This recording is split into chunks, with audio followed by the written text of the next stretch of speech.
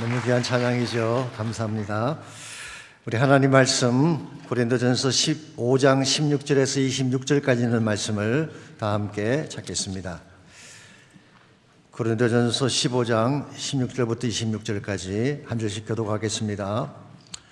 만일 죽은 자가 다시 살아나는 일이 없으면 그리스도도 다시 살아나신 일이 없었을 터이요. 그리스도께서 다시 살아나신 일이 없으면 너희의 믿음도 헛되고 너희가 여전히 죄 가운데 있을 것이요.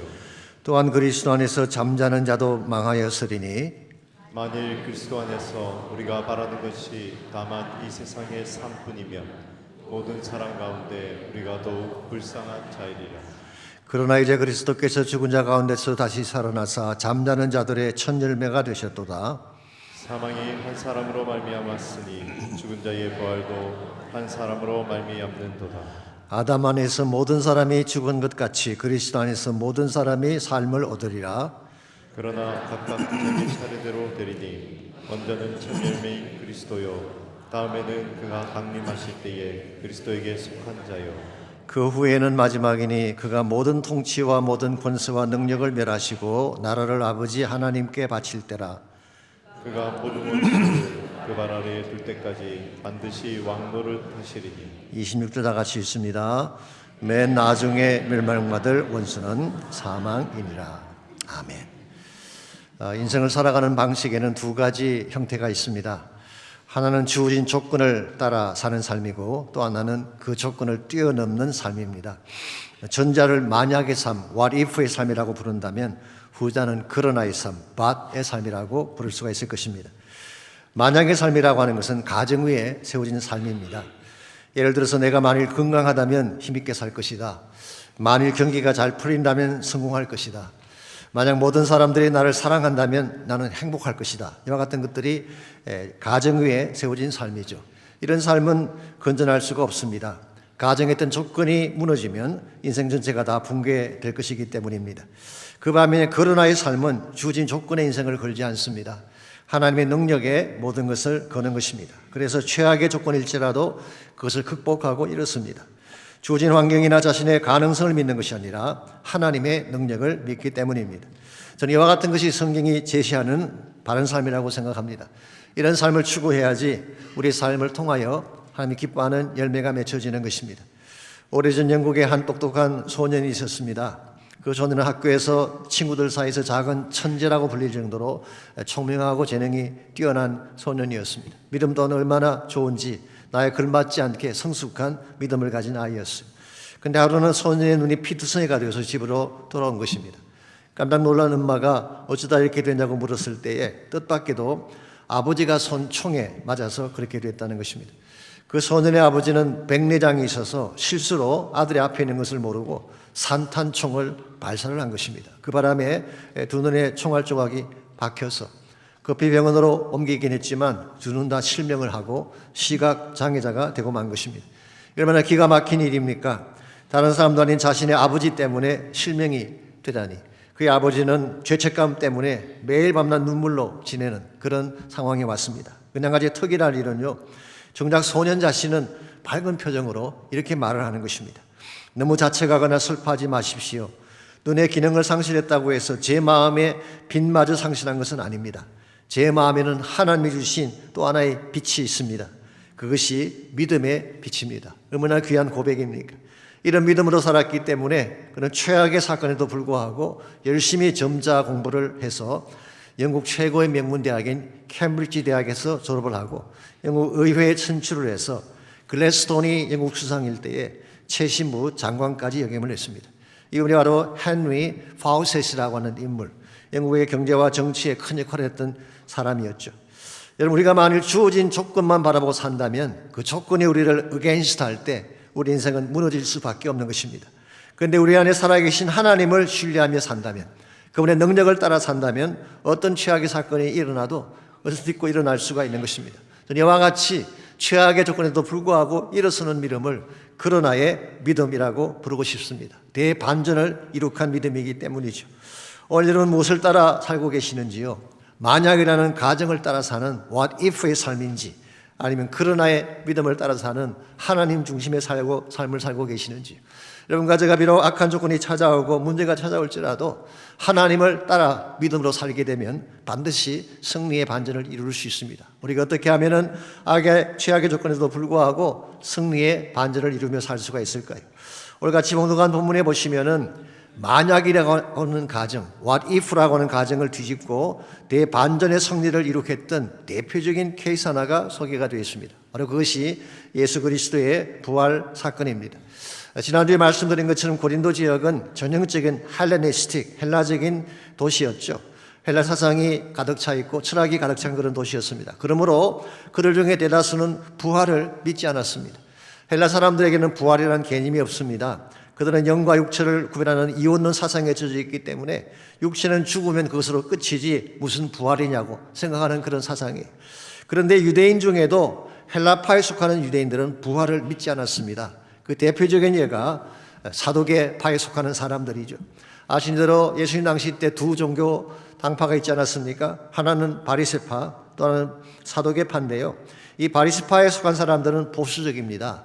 민족적인, 내셔널리스틱, 그리고 율법적인 종교 당파라고 할 수가 있습니다. 근데 사도계파는 진보적이면서 헬레니스틱했어요. 헬라적이고 폴리티컬한 정치적인 그런 파당이었습니다. 그러므로 이 사도계파 사람들은 예수님의 부활을 부인했고 그것 때문에 예수님과 논쟁까지 한 사실이 신약 성경에 기록이 되어 있습니다. 이와 같은 헬라 사상이 부활을 믿지 않는 사상이기 때문에 고린도 교회 안에도 육체적 부활을 믿지 않는 사람들이 제법 많이 있었던 것 같습니다. 그래서 12절을 잠깐 보시면은 그리스도께서 죽은 자 가운데서 다시 살아나셨다 전파되었거늘 너희 중에서, 즉 고린도 교회 성도를 말합니다. 어떤 사람들은 어찌하여 죽은 자 가운데서 부활이 없다고 하느냐. 여러분, 기독교 신앙의 핵심은 부활입니다. 근데 그것을 부인하는 사람들이 교회 안에 있었다는 것입니다. 제가 이렇게 말씀드리면 목사님 지난주에는 십자가가 기독교의 핵심이라 그러더니 오늘은 부활의 핵심입니까? 라고 혹시 묻는 분이 계실지 모르지만요, 십자가 부활은 분리할 수가 없습니다. 십자가 따로 부활 사건 따로 있는 거 아니에요. 혹시 여러분 가운데 로미오는 읽었는데 아직 줄리엣은 읽지 못했다 그런 분 혹시 계시나요? 분리할 수가 없는 것입니다. 십자가 사건이 진실로 우리의 죄를 사하는 하나님의 구속 사건이 되려면 부활이 반드시 따라야 돼요. 십자가를 통해 우리의 죄를 처리하긴 했지만 예수님께서 부활하지 않았다면 생명을 줄 수가 없는 것입니다. 이런 면에서 부활 사건이 부인되면 기독교 신앙의 핵심이 다 무너지는 것인데 고린도 교회 안에 부활을 부인하는 사람들이 있었던 것입니다. 그래서 14절에서 19절까지를 보시면 사도 바울이 만일이라고 하는 if라고 하는 단어를 사용해서 최악의 가정 하나를 소개하고 있습니다. 본문을 읽어보시면 만일이라는 단어가 우리말 성경에는 5번 나오는데 실제로는 6번 기록이 되어 있습니다. 이것은 있을 수가 없는 가정이긴 하지만 만일 이것이 사실이라면 어떤 일이 벌어지게 될까? 이 사실을 나열을 한 것입니다. 먼저 14절에 보시면 우리가 전파하는 것도 헛것이라고 했어요. 만일 부활이 없다면 우리가 전도하는 것 헛일을 하고 있는 것이라는 것입니다. 너희 믿음도 헛것이다. 신앙의 베이시스가 사라지기 때문이죠. 15절을 보시게 되면 살아도는 거짓 증언으로 고발당할 것이라고 했어요. 살지도 않은 자를 살았다고 말했기에 거짓 증언자가 된 것입니다. 17절에 보시면은 너희 믿음도 헛되고 그랬죠. 14절과 반복인 것처럼 보이지만 뉘앙스가 조금 다릅니다. worthless, 아무런 가치가 없다 그런 뜻입니다. 너희가 여전히 죄 가운데 있을 것이요. 죄 씻음은 십자가로 받는 것인데 왜 부활이 없으면 죄 씻음을 받을 수 없다고 말씀하는 것일까요? 앞에서도 잠깐 설명해 드렸지만 십자가 부활은 분리할 수가 없습니다. 부활 사건을 통해 예수님이 하나님이라는 사실이 증명이 됐어. 그래서 부활의 가장 중요한 핵심은 예수님의 divinity, 예수님이 하나님의 아들이라는 사실이 증명이 된 것입니다. 자, 십자가가 중요한 것이긴 한데요, 더 중요한 것은 십자가에 달리신 그분이 누구냐가 더 중요한 것입니다. 어떤 사람이 십자가에 달렸다고 해서 우리 죄가 사함받는 것은 아니죠. 십자가에 달려 돌아가신 그 예수님이 하나님의 아들이기 때문에 죄사함이 일어나는 것입니다. 이런 면에서 부활이 만일 없다면 우리의 죄 문제도 해결될 수가 없는 것입니다. 18절 말씀 보시면은 그리스도 안에서 잠자는 자가 망할 것이라고 했어요. 이것은 먼저 세상을 떠난 성도들을 말합니다.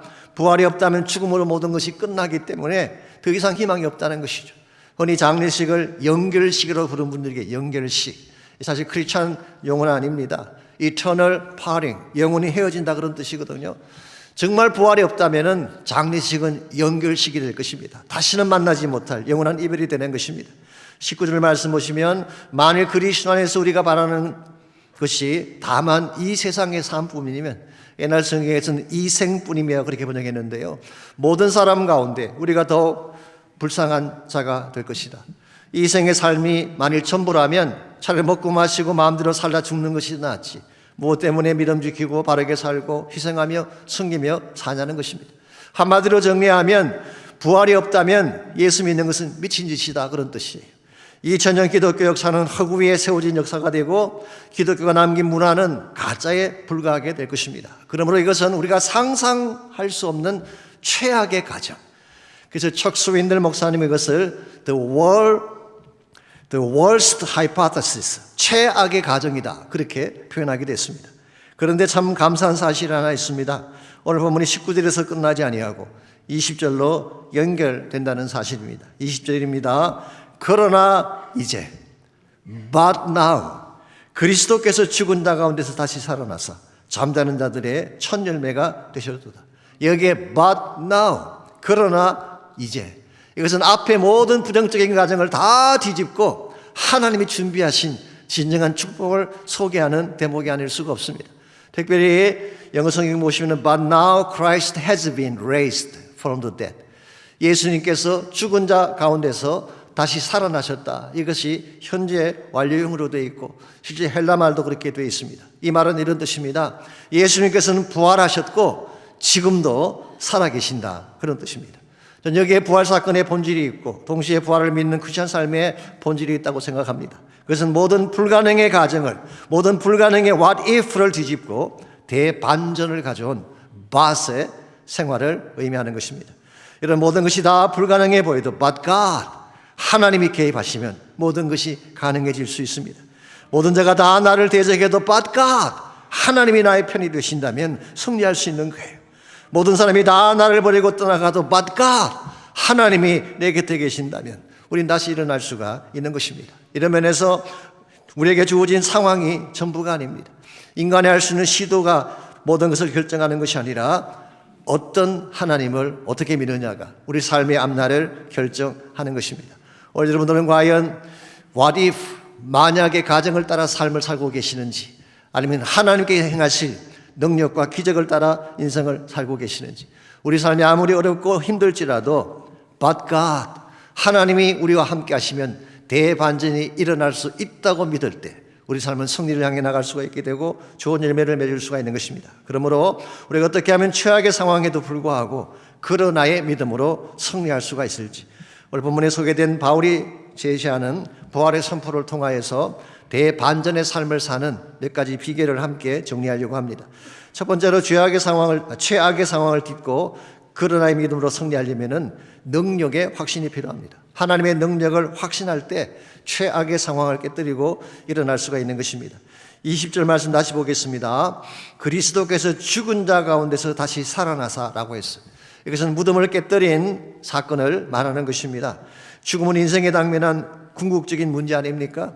무덤이라고 하는 것은 인간을 가두고 있는 최악의 절망이라고 부를 수 있는데 지금까지 그 누구도 이 문제만은 해결하지 못했어요. 그런데 예수님께서 부활하심으로 무덤을 깨뜨리고 사망 권세를 멸하신 것입니다. 뿐만 아니라 예수님 부활하심으로 마귀에게 치명타를 입힘으로 그에게 패배를 안겨주신 것, 이게 바로 예수님의 부활 사건입니다. 그런데 오늘 본문의 말씀은 예수님께서 다시 살아나신 것으로 끝나지 아니하고 그 다음에 계속 이런 말씀이 계속되고 있습니다. 그러나 이제 그리스도께서 죽은 자 가운데서 다시 살아나사 잠자는 자들의 첫 열매가 되셨도다. 예수님이 부활하셨을 뿐만 아니라 예수님의 부활 사건이 첫 열매가 된 사건이라고 밝히고 있습니다. 이것은 주님의 부활이 오늘 여러분과 저의 삶에도 연결되어 있음을 제시하는 것입니다. 이 첫 열매라고 하는 말은 두 가지 의미를 갖고 있습니다. 첫 번째 의미는 동일한 열매를 맺는다, 그런 뜻입니다. 어떤 나무가 있다고 가정을 했을 때에 그 나무의 열매는 첫 열매가 앞으로 열릴 모든 열매를 결정하는 것이죠.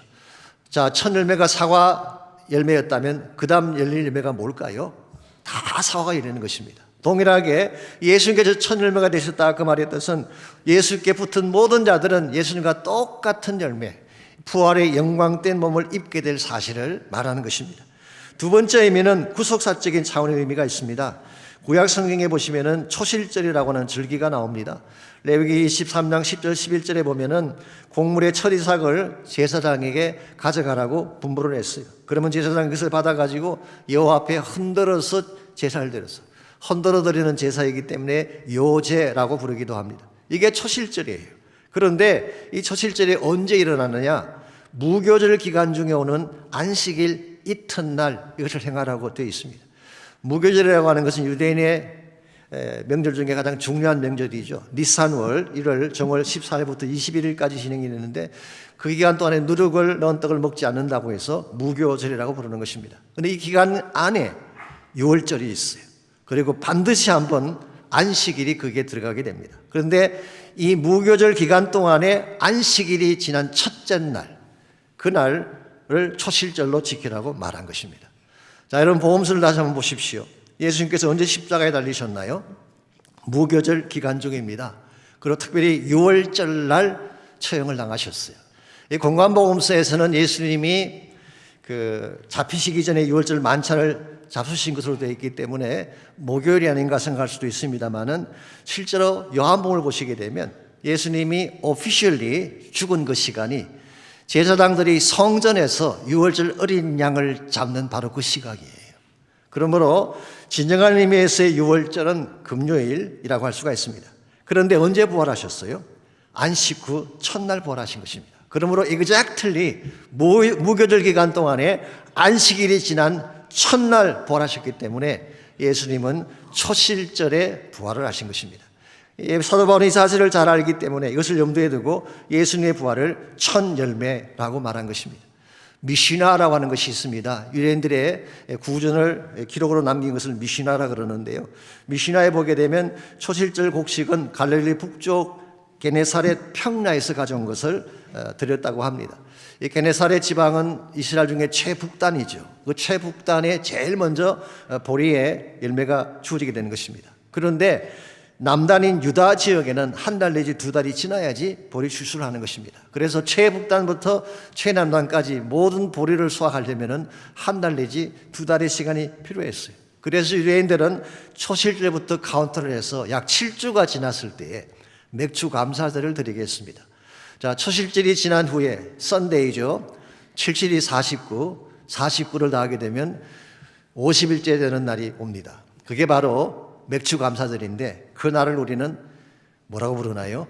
50일째 드리는 축제이기 때문에 오순절이라고 부르는 것입니다. 펜티코스트라는 단어가 거기서 나온 것입니다. 그러므로 초실절 이후부터 50일째 되는 날이 바로 오순절 펜티코스트였는데 사도행전 2장 말씀에 하면은 그날 무슨 일이 벌어졌나요? 성령께서 오신 것입니다. 하나님 우리에게 주실 최대의 능력, 모든 어둠과 악한 권세를 깨뜨려 성리하게 만드는 디바인 파워가 성령인데 그 성령께서 바로 초실절 지난 50일째 되는 오순절날 오신 것입니다. 정리하면 이런 것입니다. 예수님의 첫 열매 되신 이 사건은 무덤을 깨뜨리고 우리에게 영원한 생명을 주신 사건일 뿐만 아니라 구원받은 여러분과 제가 성령 안에서 살 수 있는 모든 능력의 첫 단추를 여신 사건으로 볼 수가 있습니다. 예수님 부활하심으로 우리에게 부활의 능력을 주셨을 뿐만 아니라 그 능력이 오순절 사건을 통하여 우리 안에 임재하시는 성령을 통하여 지금도 경험케 하신 것, 이거를 성경이 말하고 있는 하나님의 능력의 역사입니다. 그러므로 여러분과 제가 예수님을 나의 구원자로 영접하는 순간 우리 안에 오신 성령이 바로 부활하신 예수님의 영이에요. 그 능력이 우리 삶을 주관하게 되면 어떤 문제가 생겨도 감당할 수가 있게 되고 이겨낼 수가 있는 것입니다. 허니 나의 능력 나의 힘으로 닫힌 문을 열려고 하는 분들이 계시죠. 그런데 우리의 노력만으로 과연 인생의 모든 문들을 열 수가 있을까요? 그건 거의 불가능합니다. 그런데 예수님의 능력이 나와 함께한다면, 내 안에 임재하신 부활의 능력이 나를 붙들게 된다면 어떤 문도 열릴 수가 있는 것입니다. 어떠한 무덤도 깨뜨리고 승리할 수 있는 거예요. 여러분의 삶의 여러분을 결박하고 있는 많은 무덤이 있을 것입니다. 어떤 분은 경제적인 무덤 때문에 고통당하는 분도 계실 것이고, 질병의 무덤, 마약과 중독의 무덤, 여러 가지 많은 무덤의 권세 가운데 있는 분이 계실지 모르지만 부활의 주님의 능력을 붙잡으면 무덤을 깰 수 있다는 거예요. 승리할 수가 있는 것입니다. 이게 부활의 파워입니다. 실제로 한국의 춘천에 가시면은 한맘교회라는 교회가 있는데요. 거기는 부활의 간증이 참 많은 교회입니다. 부활의 능력으로 회복된 애들이 너무 많이 있어요. 어떤 분들은 그 교회가 부활을 너무 강조한다고 해서 이단성이 있다 그렇게 설명하기도 하지만 저 개인적으로 그렇게 생각하지는 않습니다. 십자가를 말하지 않는 게 아니에요. 십자가보다 부활을 더 강조하는 것뿐이지. 그래서 그분들이 간증한 간증 내용이 국민일보에 계속 연재가 됐고 지금도 부활의 주를 만난 사람들이라는 제목을 쳐보시면 그분들의 간증을 다 읽어볼 수가 있습니다. 그 중에 한 자매님이 원래 예수를 믿지 않는 자매님인데 사실은 본인이 안티 크리스찬이었다고 밝혔어요. 예수 믿는 것을 혐오하는 사람. 아는 언니 한 분이 오셔서 복음을 전하시면 대들고 그런 이야기 하려면 만나지 말자. 난 하나님이 너무 싫어. 지옥이 어딨고 천국이 어딨냐. 죽으면 그만이지. 그랬던 자매였어요. 그런데 어느 날 허리에 통증이 너무 심해서 응급실에 실려갔는데 정밀 검사를 받아보니까 다발성 골수암에 걸렸다는 진단이 나왔습니다. 그 순간 앞이 캄캄해지며 갑자기 죽음에 대한 공포가 엄습하는 것입니다. 골수 이식을 해야 되는데 기증자를 찾을 수가 없었어요. 그래서 할 수 없이 자기 골수로 이식 수술을 했는데 부작용이 엄청나게 많았다고 합니다. 힘든 항암 치료를 받으면서 생사의 기로에서 헤매게 됐습니다. 구토를 계속하고 입안과 목이 헐어 물부짖어 삼킬 수가 없고 온몸 만신창이가 되어서 진통제도 듣지 않는 통증 가운데 울고 또 울었는데 그런데 그 순간 그 언니가 전해준 복음이 생각이 난 것입니다. 그 제가 FP 때 늘 강조하지만 말이죠. 일단 듣든지 안 듣든지 복음을 전해야 돼요. 우리 심령 속에 심겨진 그 복음이요. 본인은 거절하고 받지 않았지만 그 복음의 씨앗이 심겨지게 되면 어느 순간인가 그것이 일하기 시작해요. 그래서 이 자매님이 평소에 복음을 거절하고 믿지 않는다고 리젝트 했는데 최악의 상황에 갔을 때 언니가 전해준 복음이 생각난 거예요. 그래서 언니가 주간 성경책을 펴서 읽기 시작을 하는데 고린도 전서를 읽다가 아마도 오늘 본문의 말씀인 것 같습니다. 다시 살아나사라는 말씀이 가슴에 콱 와서 박혔어요. 죽었는데 다시 산다는 게 가능한가? 정말 예수님이 부활하고 그 부활의 사건이 나의 사건이 될 수 있는가? 이것을 그가 생각하던 중에 결국 그 언니를 통해 예수님을 영접하게 되고 주님을 마음속에 영접하는 순간부터 암이 치유되기 시작을 했습니다. 그랬는데 3년 뒤에 다시 재발을 한 것입니다. 그런데 이번에는 마음이 달랐습니다. 예수님 만났기 때문에. 과거에는 두려워하고 죽음의 공포 앞에 벌벌 떨었는데 이와 같이 재발이 됐음에도 불구하고 마음속에 확신과 기쁨을 가지고 살게 됐어요. 이분이 재발하신 후에 지금 7년이 지났는데요. 아직도 밝게 살고 계신다고 합니다. 그분의 고백이 이와 같습니다. 투병 생활은 계속되지만 예수님과 동행하는 내 삶은 날마다 천국입니다. 얼마나 귀한 것입니까? 저는 이와 같은 것이 부활의 능력이라고 생각합니다. 고통이 없는 것이 아닙니다. 질병과 아픔이 없는 것이 아닙니다. 그러나 그것보다 훨씬 더 강한 부활의 능력이 나와 함께하기 때문에 최악의 상황 속에서도 천국을 노래하며 사는 삶. 이게 진실로 부활을 경험한 사람의 삶이라고 할 수가 있습니다. 그러므로 이 부활절을 맞이해서 여러분께서 멀리 서서 객관적인 사건으로 부활을 바라보지 마시고 예수님을 영접하심으로 부활을 나의 사건 삼으시기 바랍니다. 부활의 주님 내 심령 속에 찾아오기만 하면 여러분 삶이 변화되어지고 삶의 현장이 밝게 바뀌게 되는 것입니다. 두 번째로 최악의 상황을 딛고 믿음으로 승리하려면 바른 소속감이 필요합니다. 누구에게 소속되느냐가 중요한 것입니다. 21절과 22절을 계속 봅니다. 사망이 한 사람으로 말미암아 죽은 자의 말미암았으나 죽은 자의 부활도 한 사람으로 말미암는도다. 아담 안에서 모든 사람이 죽은 것 같이 그리스도 안에서 모든 사람이 삶을 얻으리라. 이게 한 사람이란 표현이 나오죠. 한 사람 때문에 사망이 왔다고 합니다. 이 한 사람이 누구일까요? 아담을 말하는 것입니다. 로마서 5장 12절에 보시면은 한 사람으로 말미암아 죄가 세상에 들어오고 죄로 말미암아 사망이 들어왔다고 했습니다. 한 사람 아담의 불순종이 죄를 이 땅에 가져오게 한 것입니다. 그런데 또 한 사람이 나옵니다. 이 사람은 생명을 가져오신 사람이래요. 그분이 누구일까요? 바로 예수 그리스도를 말하는 것입니다. 여기에 온 인류가 소속될 두 개의 라인이 소개가 되어 있습니다. 하나는 아담의 라인이고 또 하나는 그리스도의 라인입니다. 여러분과 저는 태어날 때 아담의 라인에서 태어났어요. 그래서 우리는 원하든 원하지 않든 아담과 똑같은 운명, 죽음과 사망을 향해 달려가는 인생이 된 것입니다. 여러분과 제가 지옥 가는 거 쉽습니다. 지옥 가시려고 특별히 노력할 필요 없어요. 가만히 계시면 지옥 가요. 그냥 아담 라인에 가만히 붙어 계시면 지옥 가는 것입니다. 그러므로 이것은 마치 부산행 비행기를 타면 누구나 부산으로 간 것과 똑같은 원리. 한국에서는 할머니 한 분이 부산행 비행기를 탔는데요. 타고 보니까 앞자리는 1등석이고 뒤에는 일반석이 있는데 1등석은 자리도 넓고 서비스도 좋고 모든 게 다 좋아 보였어요. 그래서 본인은 일반석 티켓을 가졌음에도 불구하고 앞자리에 앉겠다고 우겼어요. 성문들이 안 된다고 말렸지만 막무가내로 오게 된 것입니다. 무슨 말을 해도 듣지 않으시자 할 수 없이 성문이 한마디 딱 했대요. 그랬더니 어른 뒷자리로 가서 앉으시더라고 합니다. 무슨 말을 했을까요? 할머니 그 자리에 앉아 가시면 일본으로 갑니다. 그랬더니 웃기자고 만든 조크이긴 합니다만 이런 부산행 비행기를 탔으면 누구나 부산 가는 거예요. 1등석이든 2등석이든 상관없이 다 부산 가는 거예요. 같은 원리로 아담의 라인에 선 인생은 부자이건 가난하건 똑같습니다. 사망으로 가는 것입니다. 도착해 보면 지옥이 기다리고 있는 것입니다. 그러므로 이 아담의 라인을 벗어나서 생명의 라인으로 옮겨가야 되는데 우리가 아담의 라인에 속했던 여러분 가지가 생명이신 그리스도의 라인으로 옮겨가려면 뭐가 필요할까요? 그때 필요한 것이 faith예요. 믿음이에요. 믿음으로 예수 그리스도를 나의 구원자로 영접하기만 하면 아담의 라인에 속했던 여러분과 제가 예수 그리스도의 라인으로 옮겨지게 되고 예수의 라인에 속하게 되면 여러분의 앞날은 생명과 축복과 소망이 되는 거예요. 그러므로 복음이 그렇게 중요한 것입니다. 우리가 예수 믿는 사건이 심플해 보이지만 굉장히 중요한 것입니다. 우리 인생이 바르게 되고 밝게 되기를 원한다면 바른 라인에 속해야 되는데 우리가 예수 그리스도에게 속하지 아니하면 절대로 생명을 누릴 수가 없습니다. 우리가 만일 삶의 환경은 좀 힘들고 어렵지만 예수 그리스도께 속한 자가 되고 그분과 연결된 자가 되어 살게만 한다면 무슨 문제를 당해도 다 극복해낼 수가 있습니다. 이런 측면에서 우리가 예수님과 connected, 연결된 삶을 사는 것은 굉장히 중요한 것입니다. 요한복음 15장 5절 우리가 잘 아는 말씀처럼 포도나무이신 그리스도와 연결될 때에 어떤 상황이 와도 진액을 빨아먹고 생기를 가지고 힘있게 살아갈 수가 있는데 디스커넥트 되어지면 우리의 삶은 마르게 되는 것입니다. 여러분은 아마 관심이 없을지 모르지만 지난 3월 18일 국제우주정거장으로 시행비행을 떠났던 나사 소속의 우주비행사가 지구로 귀환한 그런 사건이 있었습니다.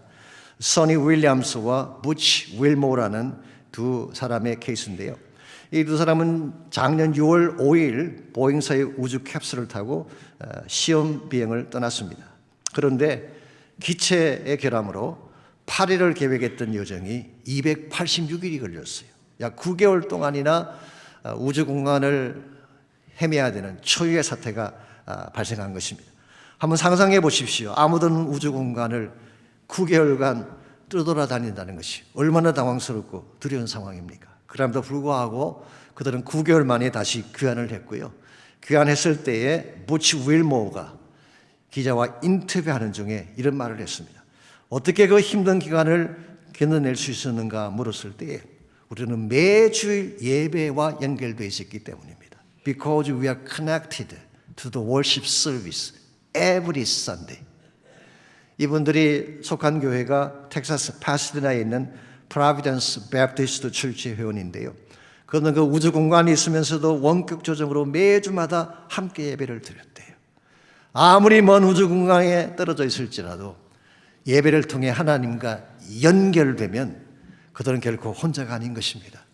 아무도 찾아오지 않는 공간, 아무도 도울 자가 없는 공간이지만 예배를 통하여 하나님과 연결되면 하나님의 은혜가 임하고 능력과 임재가 임하게 되는 것입니다. 그러므로 사랑하는 성도 여러분, 절대로 혼자 살지 마십시오. 나 혼자 모든 인생의 짐을 보여잡고 신음하며 고통하며 살지 마십시오. 그리스도와 커넥트 되시기 바랍니다. 예수님께 나아가서 그분에게 나의 삶을 의탁하고 그분의 능력을 공급받기만 한다면 여러분 무슨 문제가 생겨도 그 모든 문제를 넘어서서 승리자가 되는 것입니다. 이와 같은 의미에서 우리에게 최악의 상황이 온다고 할지라도 바른 믿음만 가지면 우리는 얼마든지 그것을 극복해낼 수가 있습니다. 참된 믿음으로 승리하려면 하나님의 능력을 마음에 확신해야 됩니다. 그때 어떤 무덤도 깨뜨리고 부활의 힘으로 살 수 있게 되는 것입니다. 두 번째로 그리스도에게 연결되어야 돼요. 그리스도에 속하여서 그분과 연결된 삶을 살 때 무슨 문제를 당해도 힘을 얻게 되는 것입니다. 마지막 세 번째로 최악의 상황을 딛고 믿음으로 승리하려면 비전의 전망을 가져야 됩니다. 아무리 우리의 삶이 어려워도 장차 이루어질 영광된 비전의 날이 있다는 것을 확신할 때 현재의 고난을 넘어설 수 있는 거예요. 23절에서 26절까지를 보시면은 장차 우리가 누리게 될 궁극적인 소망이 어떤 것인지가 자세하게 나와 있습니다. 먼저 23절 보십시오. 부활의 열매가 나타나는 순서를 소개하고 있습니다. 제일 먼저는 예수 그리스도의 부활이죠. 예수님이 부활의 첫 열매이시기 때문에. 그 다음에는 주님 강림하실 때에, 즉 재림하실 때에 주님께 속한 모든 성도들이 부활한다고 밝히고 있습니다. 데살로니가전서 4장 16절 17절 말씀에 하면은 주님이 재림하실 때에 앞서갔던 성도들이 먼저 부활해요. 그들이 먼저 부활하고, 그리고 살아남아있던 여러분과 저는 혹시 그때 살아남아있다면 호련히 변화되어 영화로운 몸을 입고 구름 속으로 끌어올려. 이걸 우리는 영어성에는 caught up 혹은 snatched, 라틴 말로는 raptura라고 하는 단어인데요. 여기서 나온 영어가 rapture라는 단어입니다. 우리가 휴거라고니 부르죠. 우리가 갑자기 구름 속으로 끌려 올라가서 공중에서 주님을 영접하고 주님과 영원히 거하게 될 것이라고 성경은 기록하고 있습니다. 여러분, 이것이 우리 구원의 완성이고 우리 소망의 실체인 것입니다. 24절 말씀 보시면은 모든 통치, 모든 권세, 모든 능력을 멸하신다고 했어요. 여기서 말하는 통치, dominions, authorities and powers, 이것은 사실은 사탄의 조직을 다 깨뜨린다 그런 뜻이에요. 25절 말씀, 모든 원수들을 그 발 아래 두시고 왕도로 다신다. He reigns forever. 예수님께서 초림 오실 때는 말구에 탄생하셨지만 다시 오실 때는 왕으로 오십니다. 왕으로 오신 그 예수님께서는 온 천하 만물을 그 발 아래 두시고 He reigns forever. 영원히 왕으로 다스리시게 되는 거예요. 그리고 26절, 이번 사망마저 불못 속에 던져버려서 사망이 왕노릇하지 못하게 하신다고 말씀하고 있습니다. 여러분, 여기에 우리의 소망이 있습니다. 우리의 소망은 이 땅이 아닙니다. 하나님 나라예요. 주어진 현실이 아니라 하나님이 이루실 완성의 날입니다. 이 완성의 날을 소망하며 사는 사람은 현재 주어진 고난에 연연하지 않습니다. 장차 우리가 누릴 영광에 비하면 현재 우리가 당하는 고난은 아무것도 아니기 때문에 주님 다시 오실 그 날의 영광을 바라보며 그 비전을 향해 살아가게 되는 것입니다. 이것이 우리 모두에게 약속된 영원한 소망이고 영원한 축복의 비전인데, 여러분과 제가 이 사실을 바로 안다면 이제 우리가 해야 될 사명은 과연 무엇일까요? 마태복음 24장 14절을 보시면은 예수님께서는 우리의 사명을 이렇게 요약해 주셨어요. 마태복음 24장 14절입니다. 사실 FEP의 주제 구절이기도 합니다만은, 이 천국 복음이 모든 민족에게 증언되기 위하여 온 세상에 전파되리니 그제야 끝이 오리라. 플로신학교의 조지 레드 교수는 여기서 세 가지 M으로 시작하는 단어가 있다고 소개했어요. 첫째가 메시지, 천국 복음입니다. 우리가 전해야 될 메시지는 죽었다가 다시 사신 부활하신 예수 그리스도의 메시지가 되어야 합니다. 두 번째로 미션이란 단어입니다. 우리의 사명이 뭔가요?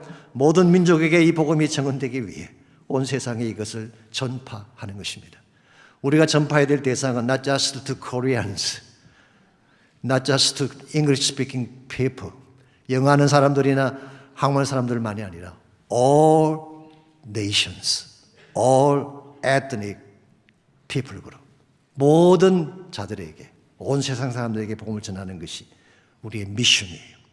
마지막 세 번째 단어가 모티브입니다. 동기라고 번역할 수 있는 단어인데요.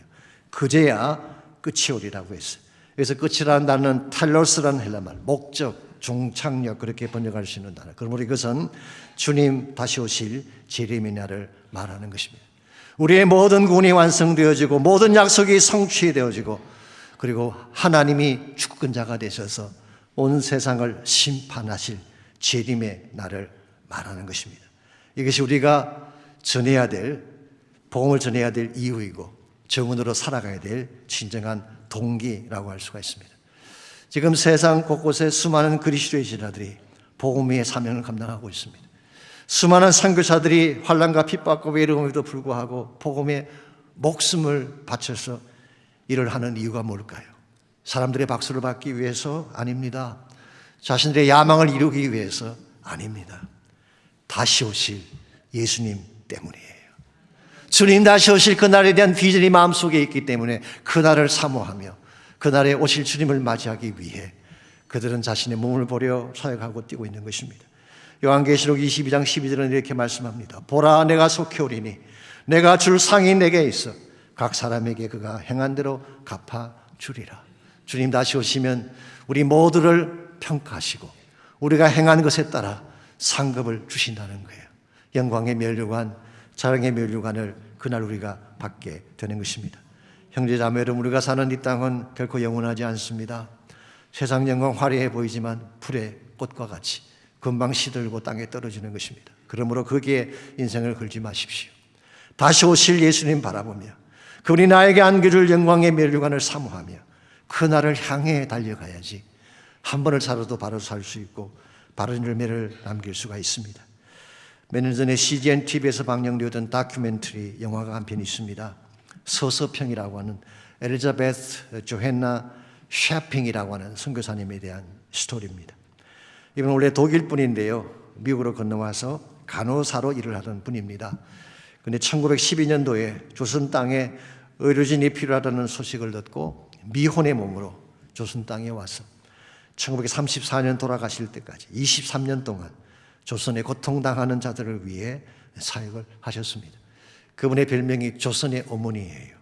광주의 어머니라고 불리기도 합니다. 그분이 광주 사역하셨기 때문에 보리밥에 된장국을 먹으며 남자 금정 고문신을 신고 무명 한복을 입고 미혼모, 고난, 고아, 가난한 자, 병든 자들, 심지어 손이 뭉그러 터진 나병 환자들을 돌보시다가 영양실조로 54세의 나이로 세상을 떠났습니다. 이분은 남기고 간 게 뭔지 아십니까? 세상적인 기준에서 본다면 너무나 초라한 것을 남기고 가셨어요. 담요 반장, 강냉이 가루 2통, 동전 7개가 전부였습니다. 인간적인 시각에서 보면 그의 남긴 유산은 너무 초라해 보이는데 하나님의 관점에서 보면 완전히 다른 스토리가 됩니다. 이번엔 그 사역기간 동안에 14명의 고아를 양자로 삼았습니다. 38명의 과부들을 사랑과 복음으로 돌보았어요. 일제의 만행으로 부상당하고 상처받은 수많은 조선인들을 그는 자신같이 섬기고 섬기다가 세상을 떠났습니다. 이분이 세상을 떠난 후에 그의 머리 곁에 한마디 글귀가 발견됐는데 아마도 그분의 일평생 모토였던 것 같습니다. 영어로 이렇게 되어 있어요. Not success, but service.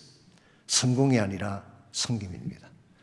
이와 같은 삶이 사람들이 보기에는 초라하게 보일지 모르지만 천국에선 해같이 빛날 삶이라고 믿습니다.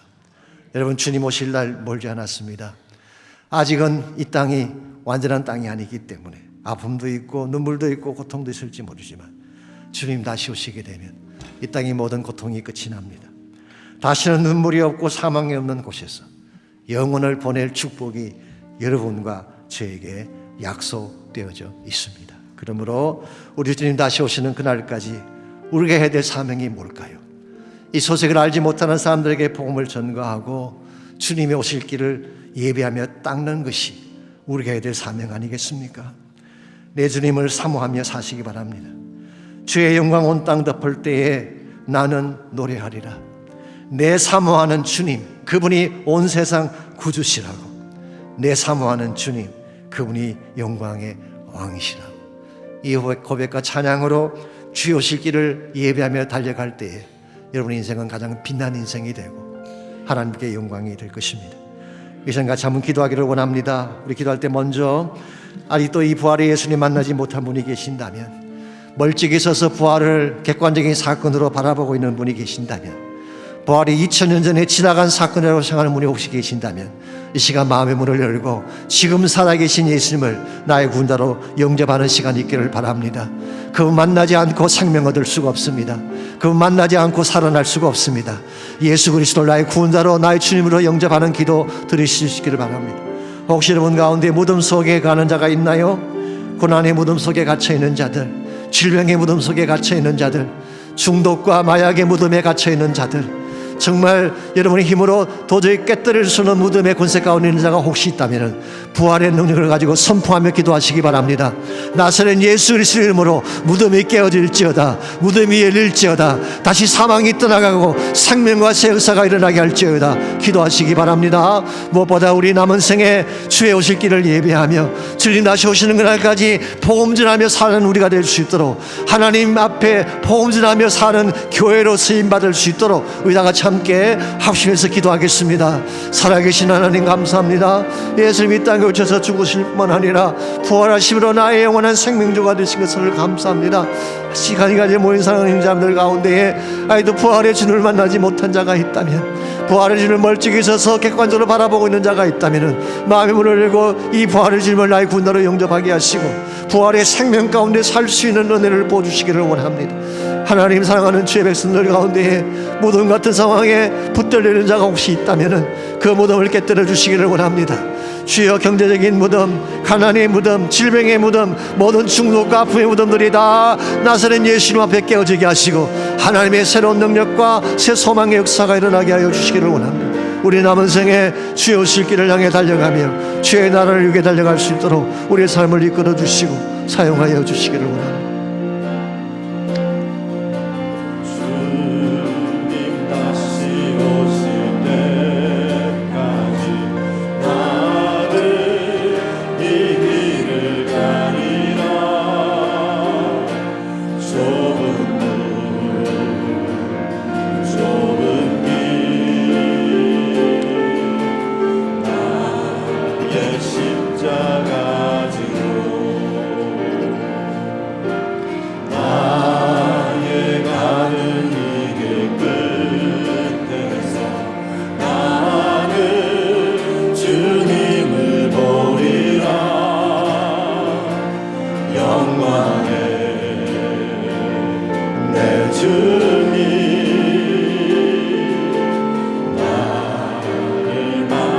우리 다 일어나셔서 다시 한번 고백합니다. 주님 다시 오실 때까지, 주님 다시 오실 때까지 나는 이 길을 가리라. 좁은 문 좁은 길 나의 십자가 지고 나의 가는 이 길 끝에서 나는 주님을 보리라. 영광의 내 주님 나를 맞아주시. 주님 다시 오실 때까지 나는 일어나 달려가리라. 주의 영광 온 땅 덮을 때 나는 일어나 노래하리. 내 사모하는 주님 온 세상 구주시라. 내 사모하는 주님 영광의 왕이시라. 주님 다시 오실 때까지, 주님 다시 오실 때까지 나는 일어나 달려가리라. 주의 영광 온 땅 덮을 때 나는 일어나 노래하리. 내 사모하는 주님 온 세상 구주시라. 내 사모하는 주님 영광의 왕이시라. 내 사모하는 주님, 내 사모하는 주님, 온 세상 누구시라. 내 사모하는 주님, 영광의 왕이시라. 영광의 왕이시라. 영광의 왕이시라. 다시 한번 선포합니다. 영광의 왕, 영광의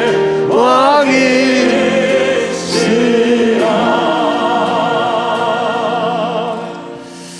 이제는 우리 구주 예수 그리스도의 은혜와 하나님 아버지의 무한하신 사랑과 성령님의 충만한 임재하심이 부활주일을 맞이해서 부활하신 예수님을 가슴에 안고 그분이 분바하신 복음을 가슴에 안고 주 예수 다시 오시는 그날까지 복음 위에 그 길을 달려가겠다고 결단하고 헌신하는 모든 사랑하는 주의 백성 한 분 한 분에게 그들의 가정과 삶의 터전과 자녀들과 자손들 위해 이제로부터 우리 주님 다시 오시는 그날까지 항상 함께 하시기를 예수님의 이름으로 간절히 축원하옵나이다. 아멘.